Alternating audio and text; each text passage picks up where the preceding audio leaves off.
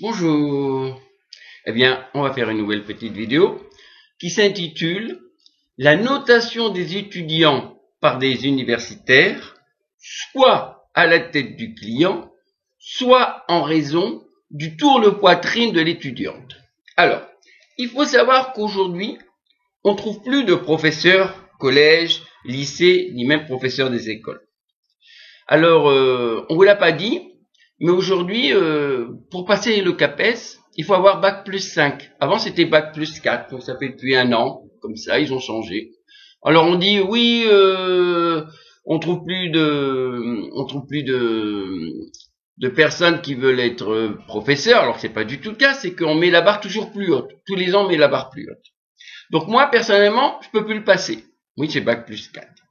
Alors, j'aurais pu avoir le bac plus 5, mais je l'ai pas eu, je vais vous expliquer pourquoi. Alors, j'ai fait moi, personnellement, un Master 2 à l'Université de Boulogne-sur-Mer, ayant pour sujet l'héritage de Fred Astaire au niveau esthétique, culturel et social. Comme j'ai indiqué, c'était à Boulogne-sur-Mer. Et lors de ma soutenance, en fait, l'idée, c'est ça. C'est un peu, vous savez, c'est les deux faces. Tous les acteurs et chanteurs, les artistes ont deux faces. Le côté sombre, le côté lumineux. Et en gros, là, l'idée, c'était ça. Fred Astaire aussi, il avait ce côté lumineux. Mais l'autre côté, c'était quelqu'un, justement, qui s'est battu pour l'égalité civique entre blancs et noirs. C'était quelqu'un aussi qui faisait partie du USO, United Service Organization, une organisation qui envoie des artistes sur le front, etc. Donc, c'est l'autre côté qui est quasiment très méconnu de Fred Astaire. Voilà. Donc voilà, donc je fais ma soutenance. Et là, donc je me retrouve face à ma directrice de stage, Madame Julie Michaud, et deux professeurs que je connaissais pas, Monsieur Karl Vetters et Michael Murphy. Et là, donc je parle justement, Fred Astaire faisait partie de l'USO, United Service Organization, une organisation qui envoie des artistes sur le front. Et là, que me dit Monsieur Vetters, Monsieur Murphy? Ouais, mais c'est bien connu. Les artistes, ils pensent qu'à leur image, qu'à leur intérêt. Voilà. Alors je me dis, mais ce serait ça choquant. Choquant. Imaginez, vous commencez une soutenance et on vous crache à la figure comme ça, mais... Alors je veux dire, c'est quoi alors? Alors le Téléthon, monsieur Murphy, le vomi sur tous les artistes du Téléthon. Moi, je vomis sur tous les artistes des Restos du Cœur. Alors, monsieur Vetters, moi je vomis sur tous les artistes de Sidaction, etc.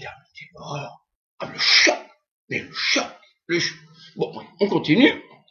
Monsieur Murphy, c'est pareil. Monsieur Murphy, monsieur Vetters, trouve la première partie inutile. Je dis, mais attendez. Mais on peut pas parler d'héritage de quelqu'un si on dit pas ce qu'il a fait dans sa vie. Je veux dire, c'est logique. Non, mais en plus, ce que j'explique bien, c'est que moi, j'ai suivi les directives de Madame Michaud, ma directrice de stage.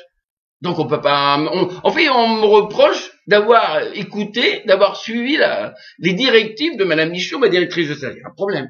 Alors il y a toute une partie stéréotype. On dit, ouais, c'est une partie inutile, ça sert à rien. Mais c'est pareil, on est parlé avec... On en a parlé ensemble, Madame Michaud et moi, ma directrice de stage. Le débarquement en 44. En fait, dans les comédies musicales, la femme française c'est toujours la femme facile et blablabla. Je veux pas rentrer dans le détail. Il faut savoir qu'au jour du débarquement, ils avaient un petit calepin, les femmes françaises très faciles, etc. Bref, il y a eu plus de 5000 viols. Donc je parle de ça. Ouais, mais c'est pas vrai. Ouais, c'est pas parce que dans les comédies musicales, là, les femmes françaises sont dépeintes comme des femmes faciles qu'il y a eu les 5000 viols. Bien sûr que non, mais ça a contribué. En fait, tout était mauvais. Ils n'ont rien trouvé de bon. Martin Luther King. Alors à un moment, je dis que Fred Astaire s'est battu pour l'égalité civique entre blancs et noirs. Et là, il me dit, oui, je savais pas, mais Martin Luther King, moi je le savais. Fièrement. Je dis, attendez, mais la recherche, c'est pas ça. On fait pas de la recherche pour dénoncer les vérités de la police.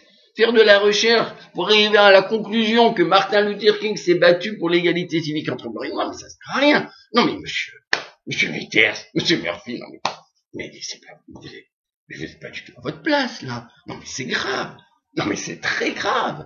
En fait, comme je l'ai dit, tout était nul. Tout était nul, ils n'ont fait que vomir, vomir, vomir, vomir sur tout. Ils n'ont rien trouvé d'intéressant. En fait donc, je me suis retrouvé finalement en moralité en face de deux êtres détestables, hostiles, parfaitement, mais incompétents, mais d'une incompétence, et puis méchants, parce que c'est méchant de dire que tous les artistes, ils sont là, ils ne pensent qu'à leur image de marque, alors que c'est horrible, alors c'est bon. Exit alors Sida Action, exit Téléthon, c'est honteux, honteux. J'ai trouvé ça monstrueux de vomir ainsi sur les artistes. Bon. Alors, ils m'ont mis finalement 8 sur 20. Il faut savoir que je l'ai fait lire à d'autres professeurs d'université qui m'ont mis 12, minimum. Ils m'ont dit, moi, écoute, Fred, je t'aurais mis 12. Donc, il y a quand même un problème. Hein. Comme je dis, bon, ils me mettent 12, ça vaut 14, bah, c'est tout. Mais là, ils me mettent 8. Moi, je demandais que la moyenne, hein. Alors, ça vaut 12. Ils me mettent 8, et moi, je demandais que la moyenne. Bref. Alors, une autre prof s'appelle Madame Nathalie Dupont. Là, c'est autre chose, c'est module cinéma. Alors, elle, dès le départ, tous les cours du second semestre, elle les met au premier semestre, sans rien dire à personne, ni dans ce qu'elle appelle les ENT, dans les couloirs de la fécure, rien. Personne n'est au courant. Il faut savoir que nous, professeurs de collège-lycée, pour déplacer juste une petite heure de cours, il y a tout un trait de paperasserie et tout, là, c'est tout le semestre, et on dit rien à personne. Bon. Alors moi, j'avais une épreuve en visioconférence et de manière individuelle. Attention, on s'explique bien, on est en matière individuelle. Je pouvais pas, j'avais un justificatif et tout. Elle a refusé. Mais quel comportement honteux. Alors, il faut savoir qu'on a droit à une seconde chance. Ça veut dire, en gros, vous passez l'épreuve, vous avez une bonne note, bon, tant mieux, vous avez une mauvaise note, vous avez le droit à une seconde possibilité de passer l'épreuve. Moi, j'ai eu qu'une possibilité. Et en plus, elle m'a mis une note très sévère, elle m'a mis 7. Je pense que ça valait beaucoup plus. Alors, voilà comment fonctionnent certains professeurs d'université. Moi, je suis très indulgente envers moi-même. Je déplace tous les cours du second semestre sans rien dire à personne. Et je suis d'une exigence, d'une sévérité implacable à l'encontre de mes étudiants. Non mais franchement, c'est du joli ça. Mais madame Nathalie Dupont. Non mais, quelle image renvoyez-vous de l'université de Boulogne-sur-Mer? Est-ce que vous vous interrogez là-dessus? Mais ça vous dérange pas? Non, mais quelle image renvoyez-vous de l'université Boulogne-sur-Mer? Quelle image? Bon, alors je vous fais la suite. Ma note finale, c'est 9,95. 9,95, et puis il faut savoir que pour 0,05 points, ils m'auront refusé l'obtention du master 2. Vous vous rendez compte? Pour 0,05 points. Alors, il faut savoir ce qu'on peut faire, ça s'appelle un recours au président de l'université, il s'appelle Monsieur Sadoc. Eh bien, il faut savoir qu'il a refusé. Donc, il y a déjà une absence de bienveillance. Bien sûr, pour 0,05 points, moi j'aurais dit, écoutez, je suis président de l'université, en plus j'étais à tous les cours, etc., on peut vérifier, tout, c'est une histoire ça aussi. Non, non, il a refusé. Je demande un rapport de soutenance, c'est normal. Vous avez papier recommandé, etc., avec accusé de réception. Je l'ai jamais reçu. Non mais monsieur Romana, monsieur Sadoc, mais vous êtes alors la loi. Mais la loi, elle exige que quand on envoie au président, on demande au président un rapport de soutenance avec accusé de réception et tout, vous êtes obligé de lui envoyer. Monsieur, vous êtes un hors-la-loi. Hors-la-loi, exactement. Attendez la suite. Il me renvoie un rapport, il me dit voilà, blablabla, le rapport de stage. L'équipe pédagogique a informé l'étudiant du cahier des charges pour l'élaboration du rapport de stage. L'évolution du rapport a été accompagnée de recommandations souhaitées afin d'améliorer sa qualité. J'ai jamais fait de rapport de stage. Je n'ai jamais fait de rapport de stage. En fait, il y a 2 masters. Il y a master prof et master recherche. Alors, master recherche, c'est le mien, donc il n'y a pas de rapport de stage, évidemment. Master prof, effectivement, pendant 2 mois, vous allez enseigner, et après, vous devez faire un rapport de stage, etc. Donc, on me reproche un rapport de stage que je n'ai jamais écrit. La faiblesse d'un rapport de stage que je n'ai jamais écrit. Non mais monsieur Sadoc. Non mais monsieur Sadoc. Non mais monsieur Sadoc, mais pardonnez-moi de parler ainsi. En plus, moi j'ai dit j'étais comment ça s'appelle, directeur d'établissement. Mais monsieur Sadoc, mais vous êtes le président Bonnet-d'Âne des universités de France.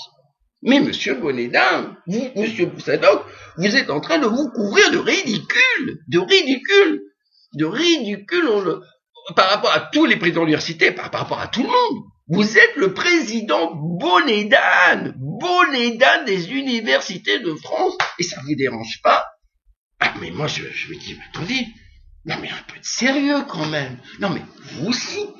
Mais quelle image renvoyez-vous de l'université de Boulogne-sur-Mer? Bah, il faut savoir qu'on a ce qu'on appelle, alors, vous savez, tout le monde a, dans son foyer, on a ce qu'on appelle une assurance. Et dans votre assurance, vous avez ce qu'on appelle une aide juridique. Donc, j'ai appelé. Et là, ils m'ont dit, donc c'était une avocate, elle m'a dit, mais attendez, c'est le président du Master 2 qui doit intervenir. C'est son job. C'est le job. Vous écrivez, il y a un problème, vous écrivez au président du Master. Ça, c'était le Master, il y a un président de Master 1, un président de Master 2. Là, c'était le président de Master 2. Il a jamais répondu. Non, mais c'est son job. Mais lui aussi, c'est une catastrophe. Mais, monsieur le président du Master 2, vous êtes une catastrophe. Donc, si j'ai bien compris, voilà, je suis président de Master 2, je cherche tous les honneurs, tous les honneurs, et puis, mais les inconvénients, non, ça sert à rien de se présenter. Il faut laisser sa place à quelqu'un d'autre dans ces cas-là. Mais moi, j'étais directeur d'établissement en Nouvelle-Calédonie, j'étais directeur. On me l'avait dit, ça, beaucoup d'honneurs et peu de profit. J'ai dit, qu'est-ce que ça veut dire, ça? J'ai bien vite compris, hein. Ah, je suis d'accord. Dans les postes de responsabilité, on ne récolte que les ennuis. Ça, je suis parfaitement d'accord. Mais on assume. Moi, j'ai même été au-delà de mon travail. Parce que moi, il y avait, je ne vais pas rentrer dans les détails, il y avait deux jeunes filles, elles avaient une perte d'odorat. Elles ne pouvaient pas sentir. Je me suis débrouillé pour qu'elles obtiennent une bourse. Bon, ça a été un peu compliqué, tout ça et tout. Mais j'ai fait plus que mon travail, moi. Mais oui. Où on prend des responsabilités. On se dit, voilà, ça va pas être drôle, mais j'assume. Ou effectivement, on prend des postes de responsabilité, puis voilà, quand il y a des problèmes, oh non, ça m'intéresse pas, moi je suis là pour me gaver de caviar, me picoler de champagne. Ben non, c'est pas ça. C'est pas ça un poste de responsabilité. C'est pas ça du tout. Hein. Alors, ça s'appelle le président, tous les présidents de l'université se réunissent, ça s'appelle le CPU. Le président s'appelle Monsieur Manuel Tulon-Delara. Donc je lui ai écrit, et lui c'est pareil, je peux rien faire. Mais je dis, attendez, mais il y a la loi française, elle dit que si on envoie un président, on demande rien que le rapport de soutenance. C'est votre job d'appeler Monsieur Sadok et dire, il a demandé son rapport de soutenance, envoie-lui. Non, mais il sert à quoi celui-là aussi? Mais à quoi il sert celui-là? Mais lui aussi, il est en train de couvrir le ridicule, le CPU. Mais ça sert à rien de prendre des postes à responsabilité pour je sais pas. C'est pour les bons moments, pour les serrer la main, mais ça sert à rien. Alors, Madame Sylvie Retailleau, la ministre de la Recherche, etc., donc je lui ai mis l'enseignement supérieur, je lui ai écrit aussi. Elle me dit, on peut pas intervenir, il faut s'en référer au président d'université. Mais dans mon courrier, j'expliquais justement la lettre de Monsieur Hassan Sadok, rempli d'incohérences et de stupidité. C'est-à-dire qu'ils n'ont même pas pris la peine de lire le courrier, ils ont répondu comme ça bêtement. Et sa prédécesseur, Madame Vidal, mais c'est pareil, une catastrophe. Mais une catastrophe. Mais Madame Retailleau, Madame Vidal, mais est-ce que vous vous rendez compte que vous êtes en train de couvrir de ridicule l'enseignement supérieur? Mais ministre, il y a de ministère, ministrie, la racine latine. C'est-à-dire le serviteur, c'est là qu'il est là pour servir le peuple. C'est pas pour se servir, se goinfrer de je sais pas trop quoi, blablabla, et puis serrer des mains. Ça sert à rien. Ça sert à rien. Alors. Donc je dis, quand vous avez des présidents de master 2 catastrophiques, quand vous avez des présidents de CPU, Monsieur Manuel Tulon-Delara, catastrophiques, des ministres de l'enseignement supérieur, catastrophiques, tous ces gens-là qui ne prennent leur poste uniquement pour le statut honorifique, et rien de plus, mais on ne peut pas être surpris après de l'effondrement de l'enseignement supérieur. Et j'ai envie de dire, mais monsieur le président du Master 2, monsieur Hassan Sadok, monsieur les présidents des CPU, ministres d'enseignement supérieur, mais laissez votre place à quelqu'un d'autre. Si vous êtes parfaitement incapable de gérer cette place, laissez-la à quelqu'un d'autre, quelqu'un de plus compétent. Voilà, tout simplement. Alors, je poursuis. Alors attention, là je précise, ce que je vais poursuivre, ça n'a absolument aucun lien avec l'université de Boulogne-sur-Mer. Là on est dans un tout autre contexte. Je précise bien, attention. Alors il faut savoir qu'il y a un rapport récent qui indique que 24% des étudiantes en France se font en quelque sorte harceler sexuellement par leurs professeurs d'université. 24%, c'est énorme. Mais c'est monstrueux. Mais c'est monstrueux. 24%.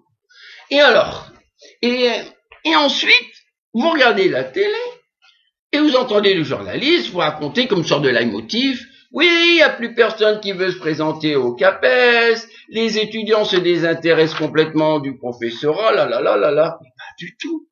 Mais ce n'est en aucune manière du désintéressement au métier de professeur. Le problème, il n'est pas là. Le problème, il n'est pas là du tout. Le problème, c'est quoi? Le problème, ce sont des professeurs parfaitement incompétents et méchants et cruels, à l'instar de monsieur Michael Murphy et Karl Werthers, qui, en quelque sorte, vous notent à la tête du client, qui vous posent des questions, mais d'une absurdité.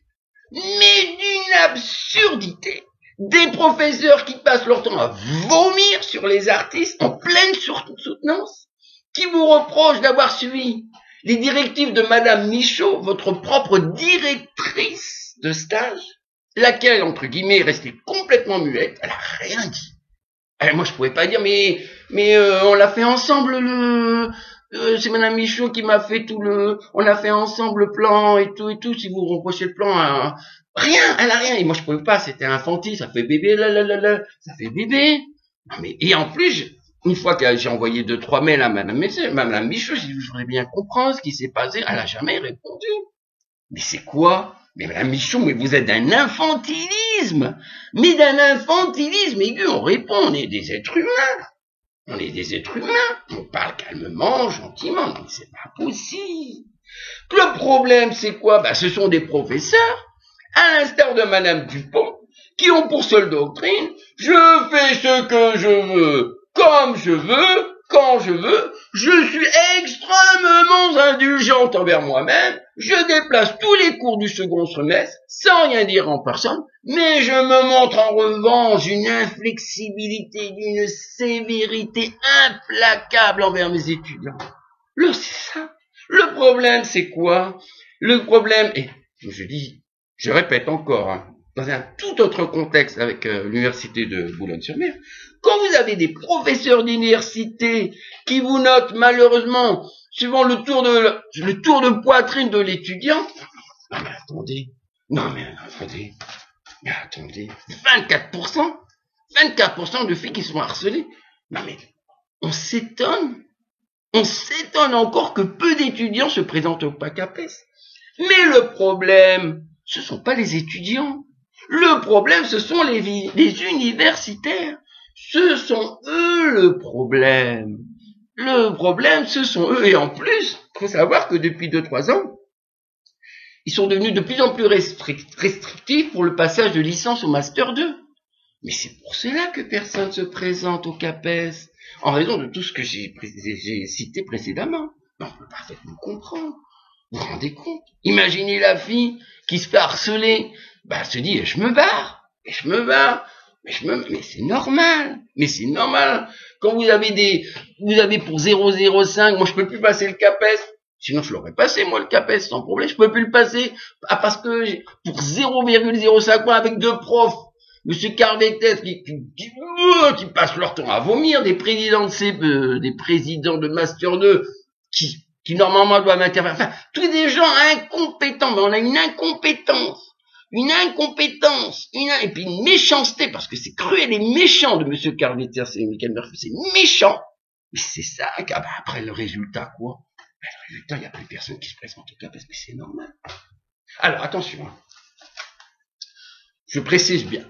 Heureusement encore, tous les professeurs de l'université ne sont pas aussi catastrophiques, à l'image de Monsieur Calvertes, Michael Murphy, Madame Julie Michaud, Madame Nathalie Dupont, son président, entre guillemets, le président de l'université Boulogne-sur-Mer, pardonnez-moi encore, le président bonnet d'âne des universités de France. Ah non, mais il y a des profs qui sont extraordinaires. Mais des profs qui sont extraordinaires. Il y a des profs, mais vous restez là. Vous restez là en cours, là. Quoi, ça, c'est pas vrai, déjà. L'heure de cours, les 2 heures de cours sont passées comme 1 minute, tout ça. C'est extraordinaire. Il y a des profs extraordinaires, heureusement, à Boulogne-sur-Mer aussi. J'ai rencontré des profs extraordinaires, attention, faut pas mettre tout le monde dans le même bateau, hein. Non, mais le problème, c'est ça. C'est que tant qu'on ne sanctionnera pas des professeurs incompétents, voire cruels, qui passent leur temps à vomir sur les artistes, à l'instar de Monsieur Michael Murphy et Karl Vetter, pire encore, parce que il y a ces gens-là aussi, ils ont des postes de vice-présidence. Ça veut dire, déjà, ils sont catastrophiques, ils passent, mais en plus, on leur donne des responsabilités. Tant qu'on aura des profs à l'infantilisme aigu, à l'instar de Madame Julie Michaud, tant qu'on aura des professeurs à l'instar de Madame Nathalie Dupont, très indulgente envers moi-même, très sévère avec nos étudiants, tant qu'on aura des présidents d'université à l'instar de Monsieur Sadoc, président, je dirais, bonnet d'âne, mais qui ont absence de bienveillance, refus de me transmettre le rapport de soutenance que je lui ai demandé, qui en fait une sorte de hors-la-loi. On vit dans un état de droit, Monsieur Sadoc. Monsieur Sadoc, on vit dans un état de droit. Tout simplement, un état de droit. Et dans un état de droit, on écoute la loi. Et on obéit à la loi, Monsieur Sadoc. Vous m'envoyez un rapport fallacieux, rempli de niaiseries, Monsieur Sadoc, mais de niaiseries. Non, mais c'est pas possible. Vous me reprochez la faiblesse d'un rapport que je n'ai jamais écrit. Quand on voit l'incompétence flagrante d'un président de Master 2, qui demande à être président de Master 2 uniquement pour se glorifier, pour les honneurs, et qui rejette toute charge inhérente à sa fonction. Quand on a un président de CPU, à l'instar de Monsieur Manuel Tulon, complètement inexistant, qui répond bon à ça, et quand je répète encore, dans tout autre contexte, quand on a des universitaires prédateurs sexuels qui notent les étudiantes uniquement en raison de leur tour de poitrine, ben, pour toutes les raisons évoquées, mais c'est pas surprenant que peu d'étudiants encore se présentent au CAPES. Le problème, il est là. En plus, comme aujourd'hui, vous pouvez plus le passer, parce qu'il y a très peu de gens qui ont bac plus 5. Donc, finalement, le résultat, c'est quoi? C'est que ça condamne des personnes comme moi, à être maître-auxiliaire toute ma vie, et à gagner 1400, 1500 euros par mois, sans compter l'indiscipline des élèves. Oui, parce que j'ai essayé de m'inscrire dans un autre master, c'est très compliqué, hein. De m'inscrire dans un master anglais recherche dans une autre université, non, c'est très, très, très compliqué. Comme je dis, ils sont très, très, très restrictifs. Non, c'est très, très compliqué, hein. Donc, moi, voilà, et on va condamner énormément de personnes comme moi, bac plus 4, être maître auxiliaire, 1300, 1400 euros par mois, avec des élèves très difficiles, etc., etc., etc., etc. Mais c'est pour ça. C'est pour ça, je dis, qu'on trouve plus de professeurs en collège et lycée. D'un côté, en gros, c'est ça le problème. Parce que d'un côté, vous avez des professeurs d'université, sorte de grands maîtres absolus, et de l'autre, des professeurs, je dirais, des plébéiens, les professeurs plébéiens, ceux qui se travaillent au collège, lycée, les plébéiens. Voilà, les plébéiens, il faut quand même combler ce fossé. Non. Il faut que les professeurs du lycée arrêtent de se prendre au sérieux, qu'ils fassent leur travail, qu'ils arrêtent d'être bêtes, tout simplement. Mais il faut les sanctionner. Et puis et les prédateurs sexuels, bien sûr qu'il faut les poursuivre pénalement. Mais c'est normal. Alors, quant à moi, comme l'a bien précisé Libezel, le silence profite bien plus souvent au bourreau qu'à la victime. Alors moi je dis, là je vais envoyer à tous les autres professeurs d'université de Boulogne-sur-Mer mon mémoire en anglais. Il faut savoir que je l'ai traduit en français, oui, je l'ai traduit en français. Alors je me suis dit, si je peux le faire en anglais, je peux le faire en français. Voilà. Et puis voilà, je vous l'envoie. Et vous me dites, voilà, est-ce que oui, ça vaut 8 ou ça vaut plus. Voilà. Je vous laisse à vous-même. Je vous laisse à votre conscience afin de réparer une monstrueuse injustice de la part de tout un tas de personnes incompétentes et franchement absentes de toute bienveillance, parce que pour 005, donc voilà, comme j'ai dit, j'ai déjà fait lire mon mémoire à d'autres professeurs, ils m'ont dit que ça valait tous. Alors moi je réclamais que la moyenne, hein. Donc voilà. Donc d'autant plus que je dirais l'incompétence et l'absence de bienveillance de M. Karl Werthers, Michael Murphy, Julie Michaud, Nathalie Dupont, enfin Monsieur Sadoc, Hassan Sadoc, bah, ça éclabousse toute l'université de Boulogne-sur-Mer. Bien sûr, vous êtes tous sur le même bateau, hein. Donc, si vous voulez être complice de bourreaux, je dirais, alors soit c'est votre trajectoire, c'est pas la mienne. Je parle aux autres professeurs des universités. Comme je dis, voilà, il faut apprendre à être acteur de son existence et non spectateur de son existence. Pire encore, parce que, au moins pour les prochaines élections internes à l'université de Boulogne-sur-Mer, président de Master 2, vice-président, président d'université, etc., président de Master 2, moi je vous ai averti, faites le bon choix. Ne prenez plus des personnes pour leur inaction, ou leur stupidité, ou leur niaiserie, ou leur incompétence, et puis ce qui éclabousse toute l'université de Boulogne-sur-Mer. Au moins, vous avez un droit de vote interne. Ne reprenez plus ces gens-là, dites voilà, il y a eu le cas avec ce malheureux, vous avez été monstrueux avec ce malheureux, vous avez rien fait, pire, vous avez été cruel, donc on va plus voter pour vous. On ne va plus, on va vous sanctionner. Puisque on est dans un état de droit, mais l'état de droit ne va pas sanctionner, c'est nous-mêmes, acteurs de notre existence, qui allons vous sanctionner. Et on veut plus de vous comme président de Master 2, on veut plus de vous en tant que vice-président, on ne veut plus de vous que président de Master 2, non, président d'université, non, on veut quelqu'un d'autre. Vous êtes incompétent, vous êtes parfaitement incompétent. En plus, vous êtes méchant et cruel, parce que vomir sur l'air, enfin, je ne vais pas reprendre là-dessus, mais vous êtes, c'est catastrophique. C'est catastrophique. Et puis, voilà. Donc, moi, on vous prend plus, hein. On choisit quelqu'un d'autre. Et vous, messieurs les journalistes, arrêtez de tout verrouiller. Laissez la parole à des étudiants. Laissez la parole à des professeurs de collège et lycée comme moi s'exprimer sur ces universitaires et même présidents de faculté qui n'en mettent absolument pas leur place au sein de l'enseignement supérieur. Voilà, excusez-moi, j'ai crié un petit peu.